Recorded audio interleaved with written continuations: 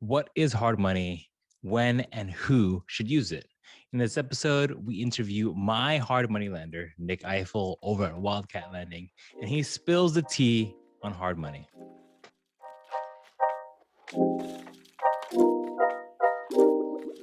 Hey guys, thanks so much for jumping into another episode. My name is Josh Baldovino, and this is Investing with Baldovinos. And on this episode, we are talking to my hard money lender, Nick Eifel.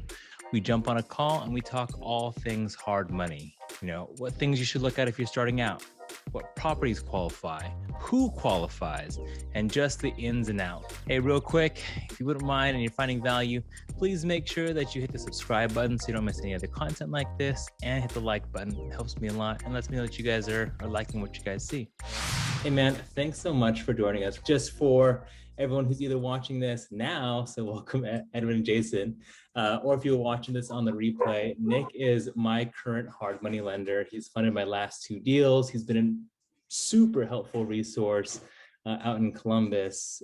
So Nick, thanks so much for coming on and chatting and answering some questions about hard money. For sure. Absolutely. I have my two dogs going crazy. It sounds like someone at the door, so I apologize for any of that background noise.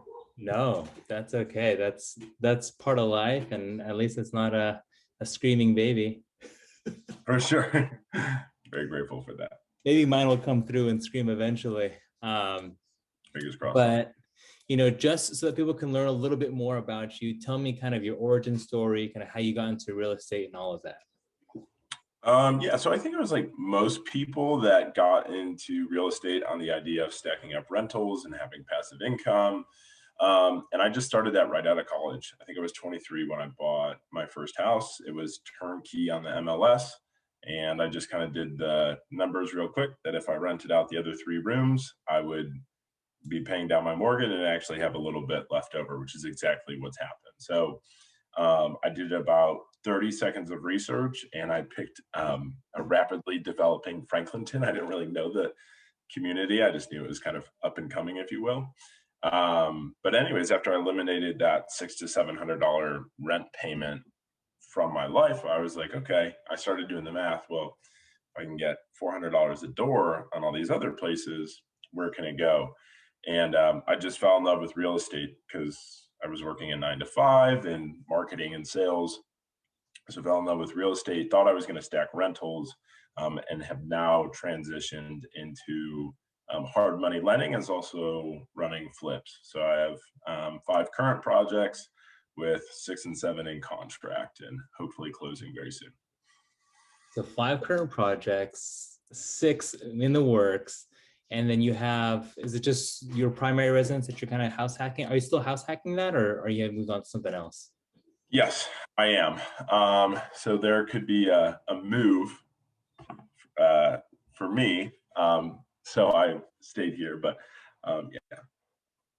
But yeah, I have one rental that I'm actually flipping right now.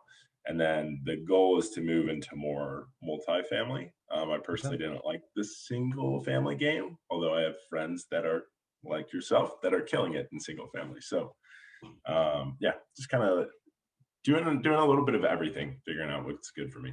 Yeah, no, I mean, so you have 5 current flips, the 6 projects. How many flips have you kind of gone through full cycle since you started flipping now? Actually, only 3. So yeah, so only 3, and then this is really the big pickup here. So my first flip I closed on May 13th last year, 2020. Okay. Gotcha. So that was the first flip. And then the rest of them I ended up just wholesaling or wholetailing because I needed the cash. Yeah. And I didn't really know the ins and outs of hard money, and I didn't have a pool of private money. And so I ended up just wholesaling and wholetailing these. But now I'm transitioning to pretty heavily flipping. Gotcha. No, that's, I mean, obviously with 5 plus 6 in the works, right? That's a decent pipeline there to work on. Yeah. And so let's get into a little bit of hard money, right? And so what is hard money first, and how does that differ from conventional loans? For sure. So, when you get a conventional loan, the bank is going to be a lot more stringent. You're going to jump through a lot of hoops, and they're looking at, can this person pay this mortgage for 15, 20, 30 years? When you get a hard money loan, we're actually looking a little bit more at the asset and not as much at the borrower. So we say, and these loans they're high interest, short term business loans. They're running anywhere from 6 months to 18 months long, but you use hard money to leverage to flip homes. So it's asset-based lending, short-term, high interest. Okay. No, that is definitely a key differentiator that took me a second. And actually, I like how you phrased it as a short-term business. I've actually never heard someone squeeze in business into the description, which I like a lot because that's true. Yeah, I feel like at least my perception of hard money was like kind of those just like corner stores, like these bridge loans with terrible interest that just sucker all the money and cash out of the deal, which is really not true. But they're business loans. There's people like yourself that are leveraging, I think two, three, Two active ones with you right now. two active ones. And other people that are doing 10. So it's just a way to leverage. Yeah. I mean, whoever came up, I guess, obviously it's based on the hard asset, and that's where the name comes from, right? But from a marketing perspective, that sucks. Hard money was not branded well. Yeah. Okay. So it's mainly based on the asset, but of course, there's a person behind the business. So who can qualify for that type of loan product? Yep. Great question. So it's really anyone. You can be an American citizen. You can be an in-state investor. You can be an out-of-state investor. But I also have clients from other countries. So as long as you have an EIN, you can invest in hard money. Now that's going to depend on your specific lender. But here's what we're looking at. We're looking at, you typically require a 10 to 15% down payment, 15 with fees when you're doing hard money. So we're looking at, do you have enough cash for that down payment? When we look at the asset, do the purchase, rehab, and ARV numbers make sense? And is your credit score 600 plus? So that's really all we look at. There's a couple other things, like we want to make sure that there aren't any recent foreclosures or bankruptcies, but outside of that, those are really our three main criteria. And that's super important because if you obviously to compete, especially in a market like this, you need to be able to close quickly. So if we have a whole list of criteria that's going to take 3 to 4 weeks, like a conventional loan, well, you're never going to get a deal done. So we look at very short, but very specific criteria. So when we need to close a deal in 5 days, 7 days, we can get it done. So that means someone doesn't need a W-2. Yeah, I don't even know if I answered the question. You did. You did perfectly. And then the last piece, I mean, you did talk about, obviously, you got to have the liquidity, meaning you got to have money in the bank. Yep. Right. At least just for some reserves. Yes. Which is, from my understanding, it's your portion of the project that ends up getting not funded, plus 6 months of interest-only payments, plus, for actually those who don't know, it's for most lenders, it's actually also fronting the construction draws. Yep.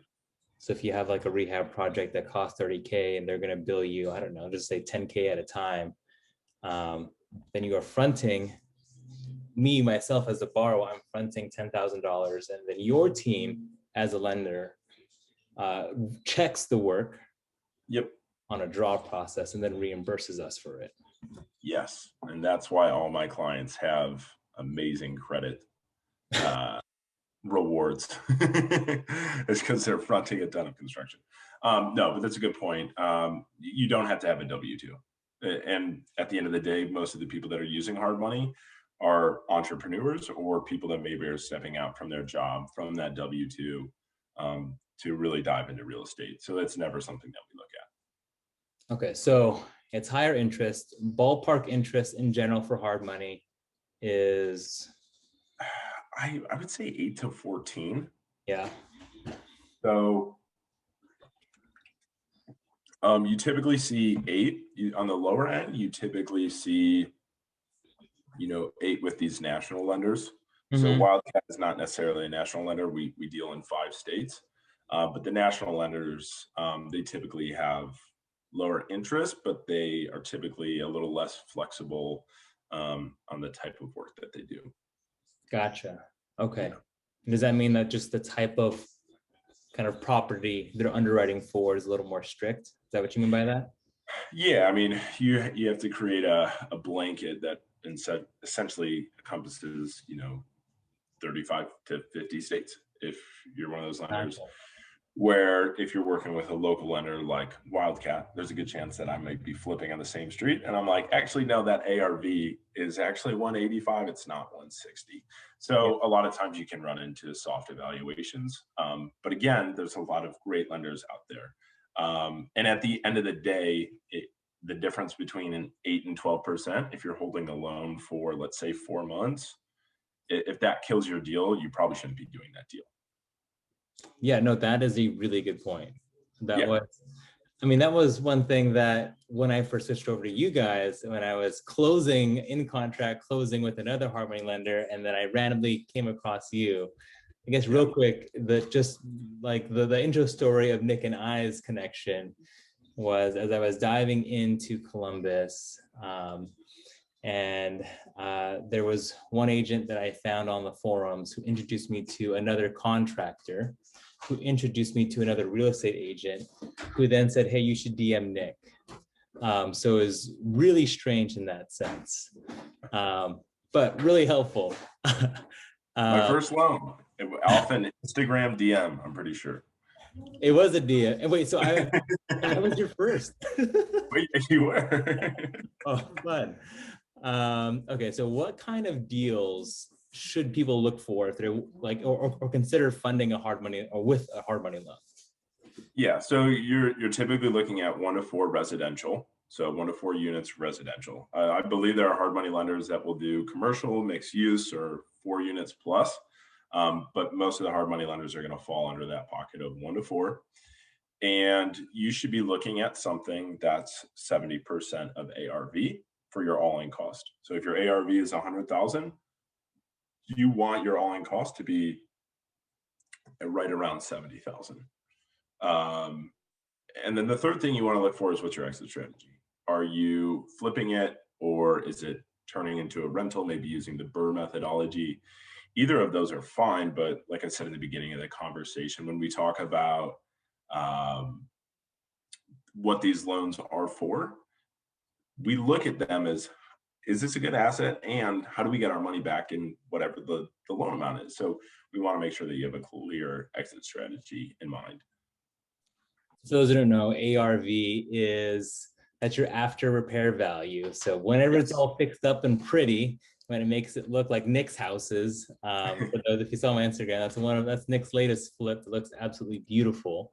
But you take whatever value of that, so it's $100,000, and then your all-in costs is your purchase minus your rehab. Are there any numbers that people should factor into that as well? Yeah, so I mean, it depends what you're looking for. So most lenders are you're gonna have points. So here's the 4 ways where you are gonna get charged with hard money. You have points. Mhm. So you have points down. Let's say 2 points on a $100,000 loan is $2,000. That's your loan origination fee. There's typically fees. So there's an admin fee, a doc fee, legal fees. Every lender is different. I see these range from $1,000 to $2,000 is where I've seen them. You're going to have your interest, your monthly interest payments. So on a $100,000 loan at 12% interest, you're looking at $1,000 a month. And then you're looking at your draw fees. So every lender does them differently, but let's say you're doing a loan with us, it's $100 per draw. And that's on your rehab. So if you have a $20,000 rehab and you want to do 4 $5,000 draws, you're looking at $400 in fees. Okay. And then I think maybe just kind of demystify the draw process a little bit. I think that sounds, initially for me, that sounded super confusing. Yes. And so can you just explain real quick what a construction draw is and like what are the limitations? Can people draw as many times as they want, or what's kind of the best practice there? Yeah, for sure. So, like you said in the beginning, the draws work that the borrower, let's say you in this example, is actually fronting the cash. So, you come up with a rehab budget of, let's say, $15,000, which I would love to see a rehab budget of $15,000. But you say it's you say it's $2,000 for cabinets, $1,000 for granite. Let's just say that that's your 3,000, your three of 15,000. You give me that budget beforehand before the loan starts, and we say, okay, cool, budget looks good. We're gonna have your construction funds ready for you, and then you fund the $2,000 for the cabinets to go in. You have, they go in. You pay for the countertops to go in. You spent $3,000. You simply go online to our website and you say cabinets, $2,000, countertops, $1,000. We send out an inspector and then we just verify that you have the work. So the inspection is not, are you pulling permits? Are you using licensed contractors? Of course, we always want you to be doing those things, but it's really is just the work completed. And then we refund your money within 3 business days. Gotcha. Okay. No, that's definitely helpful clarification. What about, I think, so that's kind of part two of the construction process. I think, there's a couple of things I want to expand upon on that. I'd say one, Sure. if you're looking and you're working with your general contractor, let them know how you are funding the deal. If you are expecting hard money, I think that's just nice to be upfront about, so that and if they haven't worked with hard money a little bit, then they may have to, assuming that you don't have the entire cash flow to fund the entire rehab. So you're spending, 80 grand on rehab and you're making a super nice flip. Then you may not have that cash. So I think that's one pro tip that I think I've learned after talking to a number of contractors. What about in terms of like on that underwriting process? What's required? You're saying that you're underwriting based on how much the rehab could be. What does a borrower have to provide for your team? So really, I mean, one of the first things that we'll do with a borrower is we'll send them out a sheet, and it's our rehab budget. And so we're going to look at that rehab budget. And the most important piece about that is, let's say you're doing a full gut job up from the studs, and you come back and you say, we're going to put $25,000 into it. Now we use that rehab budget that you provide us, and we give it to the guy or gal that does our BPO, which is broker's price opinion, which says, here is what that ARV is going to be. So if you give me a rehab budget on 25 on a full gut flip and it says 25,000, well, the ARV is going to be very different than if you're putting $100,000 into that house. So that's actually one of the biggest pieces of that rehab budget, is actually helping determine what that ARV is going to be. Because obviously what you do to the house, what you put into it, is going to come back around, and it's going to really determine on what you get out of that house. So from the underwriting perspective, that's really what we're looking at. And again, making sure that you're not crossing a threshold of 70% of ARV. So, let's go back to our example of a $100,000 ARV home, your after repair value when it's all brand new, beautiful, ready for market.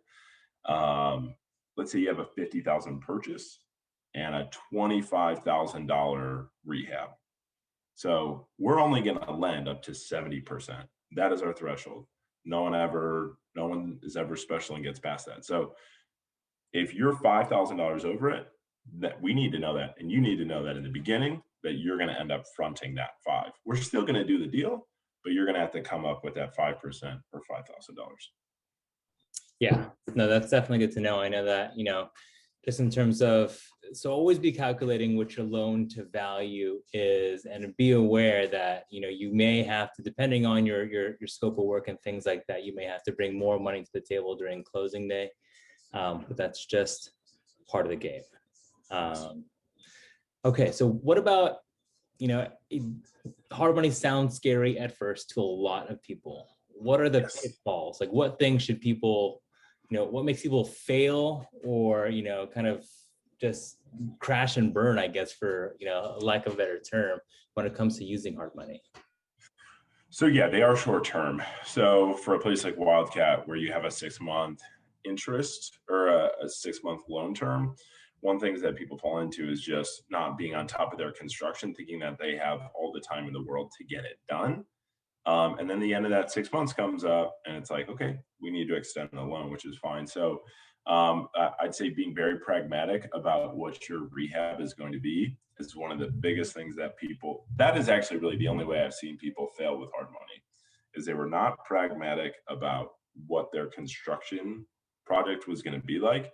And because of that, they went over, and then you have, fees and extensions and things that you just don't want to run into.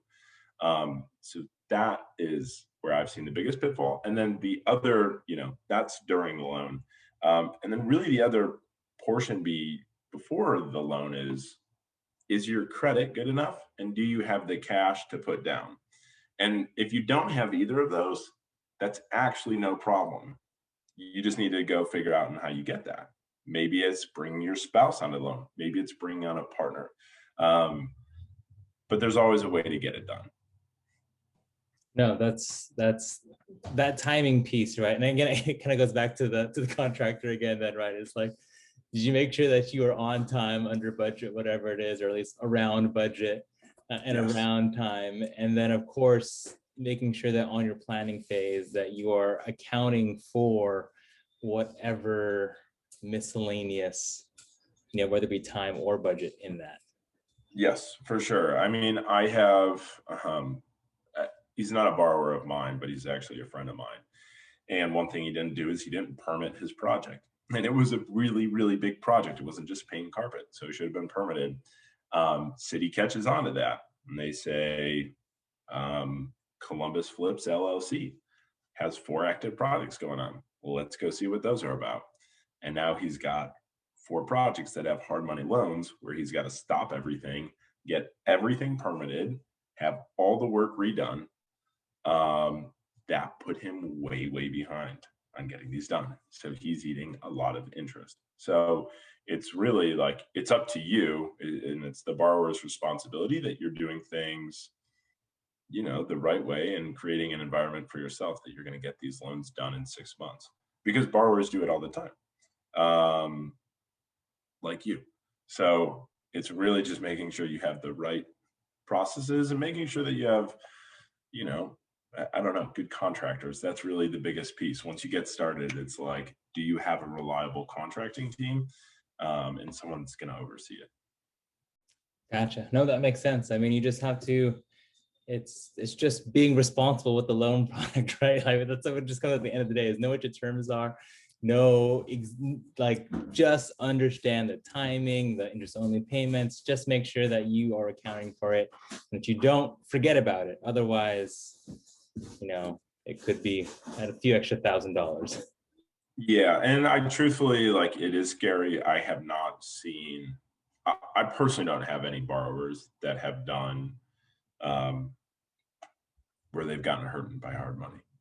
I know of the horror stories, but I personally don't have any borrowers. It's really, really not common at all. Yeah, I mean, I think from my experience, obviously from working with you and talking to, Brooks and the rest of your team here and there, is that you guys do a really good job. I mean, one, I think lenders are interesting because also, it's a deal checker for you. So if your numbers don't work out, they're not going to fund your deal, which means that you shouldn't be in that deal in the first place. Yeah, and actually, it's a really good point about hard money. Is you should take an extreme amount of confidence of using hard money, especially for your first couple deals, because if they don't approve of it, you, just like you said, you probably shouldn't be doing that deal. We're checking that, because basically here at the end of the day, right? Like when I talk about we're lending on the asset, the hard asset, we have to look at it as the worst case scenario every single time. If Josh decides that he is done with the Columbus market and wants nothing to do with his duplex, and we have to take that back, is that a good property for us? Like, are we going to lose money? Are we going to lose our assets, for lack of a better word on it? But when we fund a deal, we're saying that's an asset that we would be okay taking back. And for that reason, we're okay funding it.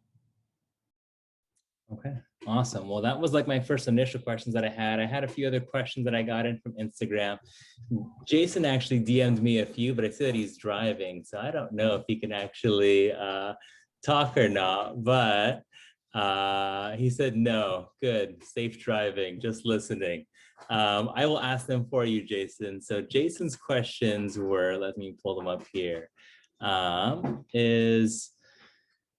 well, fun, just talking about new investors. So how much experience does your team typically require? And, how about just hard money in general?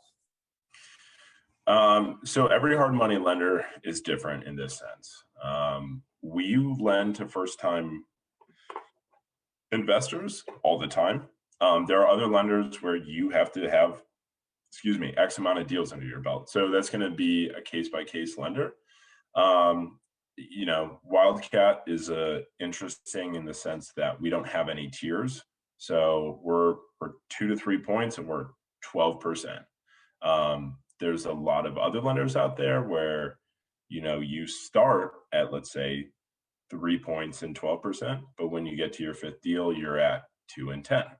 So you'll have tiers based on your experience. So it's going to be a lender by lender case, but if you're a first-time investor, you shouldn't fear hard money. You should absolutely be able to get a deal funded as long as you fit criteria. There's lenders out there that lend to first-time borrowers all the time. Okay, awesome. I know that Jason was thinking about Columbus. I'm speaking for him now, but he actively invests in Indianapolis right now. Does Wildcat lend there? We do not. I'm pushing for it. Sorry, Jason. But I will recommend you to a great team that lends in Indianapolis. So. Okay, perfect. And then does Wildcat, and I know I asked you this question a while ago actually, but has Wildcat developed any long-term products yet? We have not.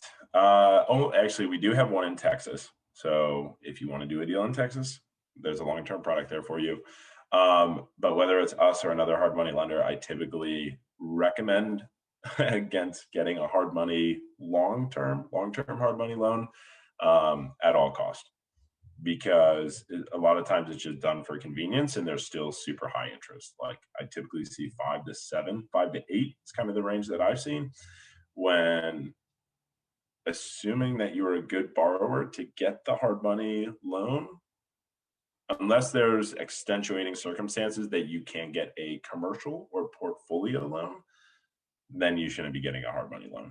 But if that's the only thing that you need, that's the only reason that you would jump into a long-term hard money loan. Otherwise, commercial portfolio lenders all day long. Yeah, no, that's definitely good advice and really interesting. If you've already used up your Fannie and Freddie loans, otherwise just use those all day, all 10 of them. I know that's actually where I'm at right now with Ellsworth, because now it just got rented out, and I've been working with Huntington Bank to refi out, although he's been a little slow to respond. I know, and so it's I'm nudging him, but I will say that working with the local banks and local lenders, I mean, they have an active program right now in Driving Park, where they actually cover any upfront points or closing costs. Very cool. So that's why I'm kind of like just being a little more flexy, but Yeah. I'll shoot you a lender when we get off this. I have a great lender for that refi. Thank you. Okay, and then hold on, just another pause. Another reason why I went with Nick and Wildcat versus everyone else is, I think, one, being new to the Columbus market and still being new, having someone that was really familiar with the area and connected in the market. Like Nick has been, I text him randomly, and 5 minutes later he'll just come back and say, yeah, this is your dude, go hit him up. Yeah, this is your dude. I'll link you here. And it's like, I mentioned this yesterday with a call with Austin that you connected with me, is that you've actually been the person who's connected me the most. So thank you. Of course, absolutely. Happy to hear that. I mean, I think this is the benefit of working with me. At the end of the day, hard money is just money. And it's points, interest, and fees, and you can get that in a lot of places. At the end of the day, I'm an investor first, and I was investing before I was ever touching hard money. Um, and so that's something that I really like. And it's all, it's also cool. I get to meet clients that are in California, and Israel, and all these different places, and seeing how everyone's different strategies are coming to fruition. I mean, it's actually been pretty eye-opening. I thought Columbus was a really, really tough market to play in, and then I see out-of-state investors like yourself, um, hacking it and doing incredibly well. And I'm like, oh, okay, maybe I need to be doing stuff like this. So it's been really, gratifying from that standpoint. I appreciate that. I appreciate your help. If you have I know that Jason can't get to any more questions, but I do have another one in the chat here. Do you need to be incorporated to get hard money? No, you do not be, but I always recommend people to lend in an LLC. If something goes wrong, contractor gets hurt, you bought that house in an LLC, so you're protected, or an S corp, whatever you set it up as. But if you just buy it under your personal name, you're setting yourself up to a lot of personal liability. So it shields you. It doesn't matter to us as a hard money lender who we're lending to, but it shields you as a borrower. Okay, perfect. And then does your team provide any tools, trainings, i.e. spreadsheets, or anything to help investors succeed at all? We do not. It's something that we've been talking about in our marketing department, is that there's definitely some free resources that we should. With that being said, I can point you in about 5 different good directions of where you can get those, where I got them, to set you up. Yeah, or it's just having the conversations more often, I think. Yes, absolutely. Yeah. I always come back to, and I think I told you this already too, when I was first exploring hard money, when I got to you, I've already talked to almost 50 other hard money lenders at this point. But it was just because I mean, at a certain point, I wanted to get a sense of rates and things like that. But, of course, there was, is there any other value add from going with another lender to another? And obviously yours, to me, immediately was just network. Yep. And so that was extremely helpful, and if you're talking about with the marketing team, if you ever want to, talk marketing, I can always talk marketing. Oh, man, they probably can't afford you, but we would love to have. No, I think that's a good point. Like, especially if you're an out-of-state investor, you really don't have a lot of margin of error for doing things the wrong way. And so let's say that you spent an extra $1,200 on interest over 3 to 4 months with the other lender. I don't know what it is, or let's just say it was $2,000. Has our relationships benefited you $2,000 or more in that same time? And if it's yes, then that ends up being a really good thing. So yeah, hard money. It's, at the end of the day, it's a commodity. But if you're an out-of-state investor, or you're a beginning investor, who are you, aligning yourself to help you succeed? And that's why, I haven't gotten my real estate license, and I still use my realtor, Brad Clarizio, is because he has done double-digit flips, maybe triple-digit flips. He owns 100 units. Wow. And so anybody can list a house. I can list a house, right? Any realtor can list a house, but it's really like, how does this help? How does this person help me fulfill my long-term vision, as well as that piece? So yeah, for the same reason that we work together, same reason that I work with my realtor, you can always get what you need. But what's the value add there? No, I mean, and I just see it from like a pure like strategy standpoint on your end. Like joining Wildcat in a hard lending team is, you now get first dibs at everyone who's actually doing deals. Yeah. I mean, It wasn't a Trojan horse, but it could be looked at it like that. I mean, you try to get, I mean, I understand. It's the same reason why people sign up for country clubs and all this stuff, right? Just to get around money and people who are doing things. That is one way to go about it. Yeah, I mean, and even just like the education piece to real estate, like I was, it, it's crazy because we've really normalized spending $20,000 to $40,000 a year on a college education, yet we've kind of demonized like spending that level of money for a mentor. Like, what, you're paying a single person 25,000 a year to mentor you? Yeah, all day, because here's where it's going to help get me.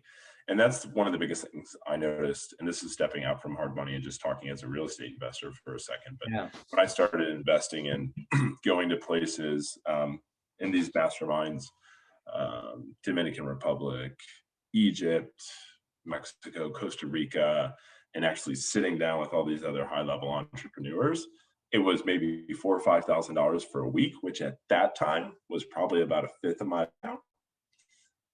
But what's it going to bring me on the back end? And the answer is typically, five figures. I think the ROI is 10x on those type of things. So, anyways, I'll get off my soapbox. No. I mean, it's everyone always says the relationships and your network is everything, but I think that's 100 times more important in real estate. For sure. I mean, I'm wholesaling a house right now to this lady. I was doing a flip down the street, and she had sold the house across the street. She went over and was asking my construction crew, like, who owns this house? Who owns this house? I, want to talk to them. So I spoke to her, and she was a first-time investor. It was her first flip, and she had no idea about wholesaling and off-market properties, and she didn't know really the game behind it. So she kept on following up with me. Hey, I want to know more. Hey, I want to know more. Well, I just ended up having a deal come up in the area that she likes to invest in. And I said, hey, I'll give you first dibs at it. It was going to go out to, a huge email list of 2,000 investors. And I said, hey, here's the price that I kind of need to be at. Do you want it? And for that reason, she probably just landed a $30,000, $40,000 profit deal based on asking my construction crew. So yes, absolutely. It's a really good environment to get uncomfortable and just ask the question. But I found that relationships in this game, like you said, more than ever, will propel you very high and very far. No, definitely. I mean, that's just asking the question, and that's a lot of extra value add there. So kudos. Yeah. I know that I don't want to take up more than 5 or 10 more minutes of your time, Nick. I know that you have it's Sunday, and I want you to enjoy. Yeah. I mean, too bad you don't have. I do want to send wine to you guys, but unfortunately, my company doesn't ship directly to Ohio. Does it? I'll tell you what. I'll come to you, and we'll hang out. And sometime this summer, I will make my way towards you. Maybe you can have your vacation Airbnb set up by then, and we can run it out on Napa, wine out. That would be fun. That would be fun. Jason actually on the call is the Airbnb guy in California down in Long Beach.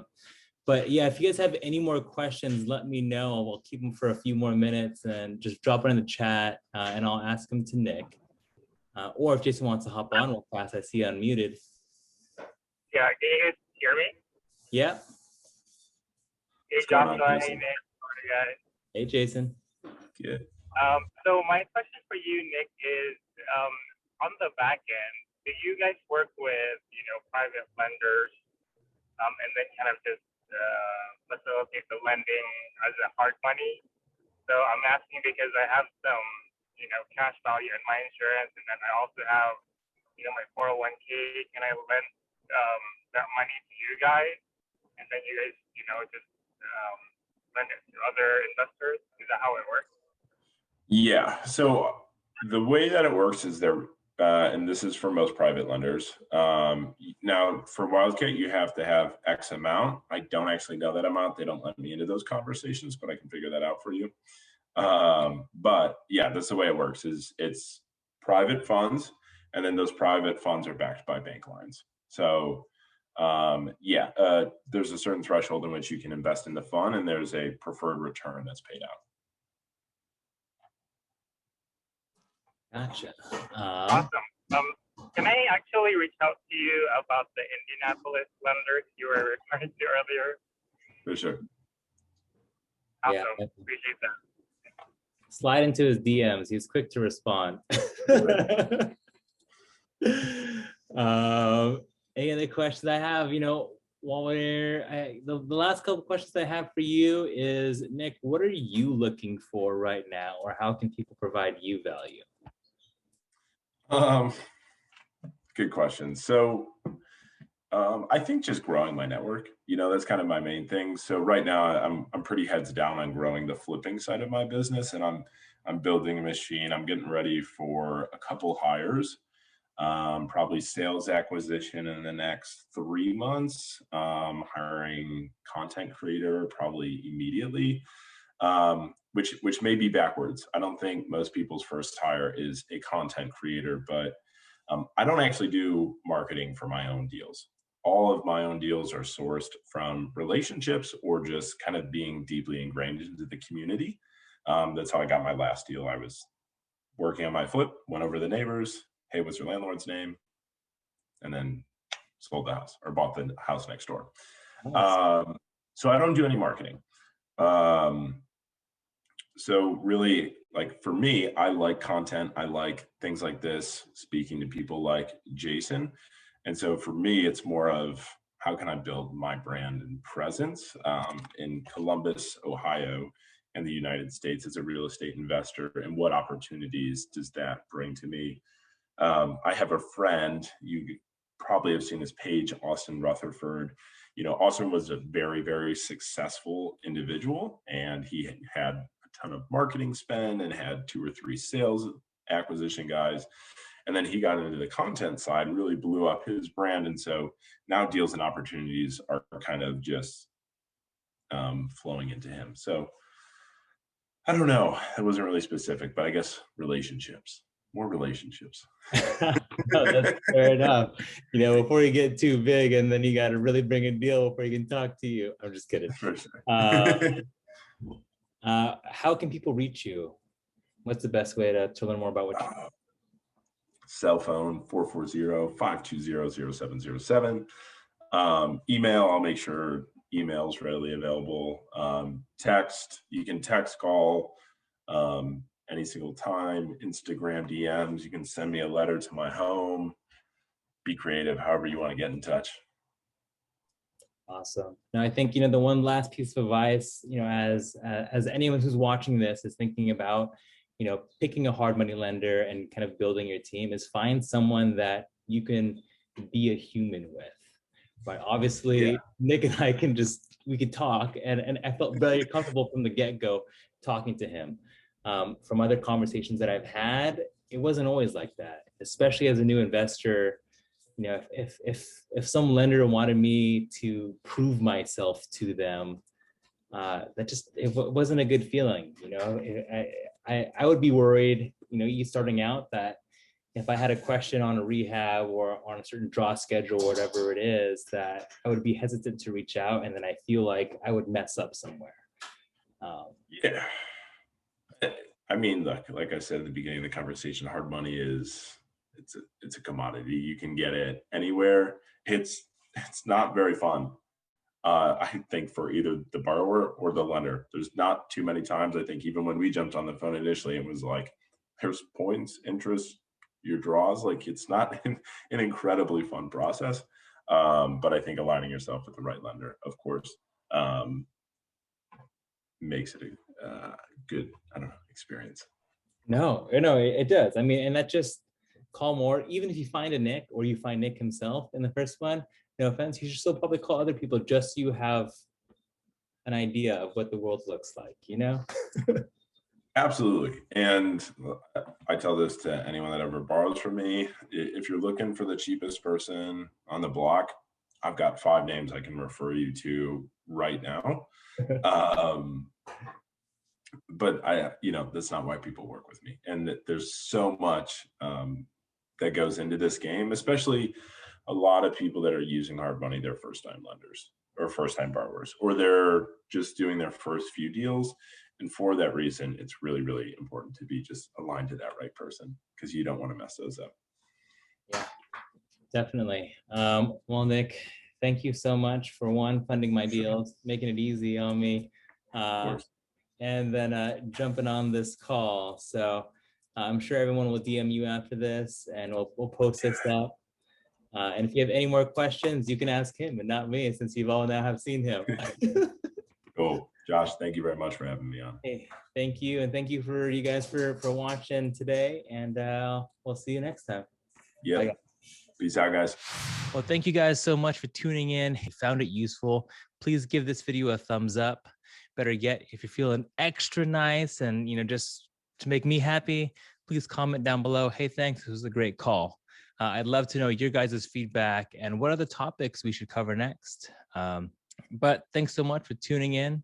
If you want to connect further, all the links are in the description below, and I'll see you guys on the next one. Cheers. Shunk.